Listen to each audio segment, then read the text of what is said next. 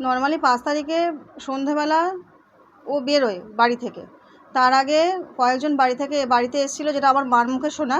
ওকে এসে বারবার বলেছিল আমাদের ভূমি পার্কের মোড়ে একটা বিয়ে বাড়ি আছে, ওখানে এসে বলছে ওখানে বলছে মিটিং আছে, ওখানে দেখা করার কথা ওকে বলে গেছিলো। তো মা রীতিমতো ও বাড়ি আসতে ওকে বলেছে, বহুবার এসছে, 5-6 বার এসছে মা, 5-6 বার মতো এসছে, ওকে দেখা করতে বলেছিল। তারপর দেখা করতে গেছিলো, সেটা হচ্ছে 5 তারিখে। দেখা করতে যখন সন্ধেবেলাও বেরোয়, তারপরে ওখানে মা তো এক্স্যাক্ট টাইম বলতে পারিনি, আর আমি ছিলাম না, মার মুখে যেটুকু শুনেছি এক্স্যাক্ট টাইম বলতে পারি, সন্ধেবেলা মা সন্ধে দিচ্ছিলো তখন ও বেরোয়। তার ঘন্টা দেড়েক পরে ওকে পুরো রক্তাক্ত অবস্থা বাড়িতে দিয়ে গেছিলো।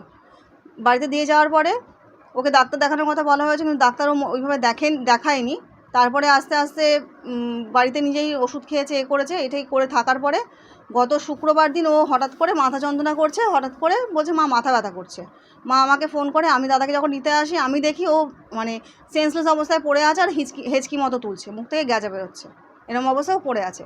হসপিটালে নিয়ে গেলাম, যখন শিশু মঙ্গলে নিয়ে গিয়ে ভর্তি করলাম, সাথে ভেন্টিলেশনে ওকে দিয়ে দিল, সাথে ভেন্টিলেশন তখন দিয়ে দিয়েছিল। তারপরে এরকম গত শনিবার এরকম দিনে 23 তারিখে এরকম ডিক্লারেশন দিল ডক্টর যে মারা গেছে।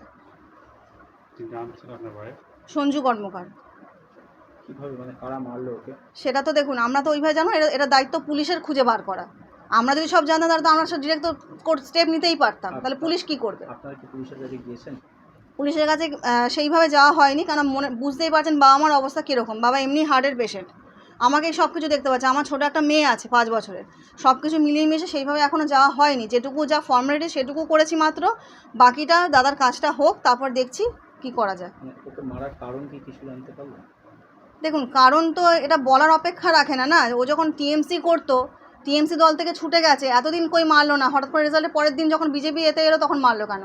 সেটা তো আমি ক্লিয়ারলি বলতে পারবো না যে বিজেপি থেকেই মেরেছে বা কিছু, এটা তো আমি বলতে পারবো না, কারণ আমি তো জানি না সেটা। এবার কী হয়েছে না হয়েছে আমরা পুলিশের কাছে যাব, যেটা এফআইআর করার করবো। এর পুলিশ খুঁজে বার করুক কে মেরেছে, কেন মেরেছে। নাম বলতে পারবো না, মা যারা এসেছিলো মা তাদের চেনে না, মা তাদের নাম বলতে পারেনি। মাকে আমি জিজ্ঞেস করেছিলাম। সঙ্গীতা কর্মকার। এখন জাস্টিস তো অবশ্যই চাইবো, দাদার আগে কাজটা হোক, বাবা মাকে একটু সামলে নিই। বাবা তো হার্টের পেশেন্ট, অনেক কষ্ট করে রেখেছি, একটু ডাক্তার দিকে ঠিক করি, তারপর দেখছি কি করা যায়। সহ সভাপতি ছিল 9 নম্বর ওয়ার্ডের। আমাকে ফোন করেছিল যে আসবেন বলে, তারপরে আর কোনো হয়নি, কেননা কোনো কিছু আর কিছু জানায়নি।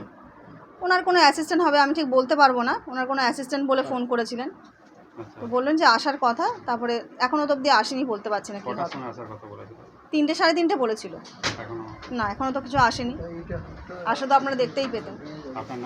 সঙ্গীতা কর্মকার।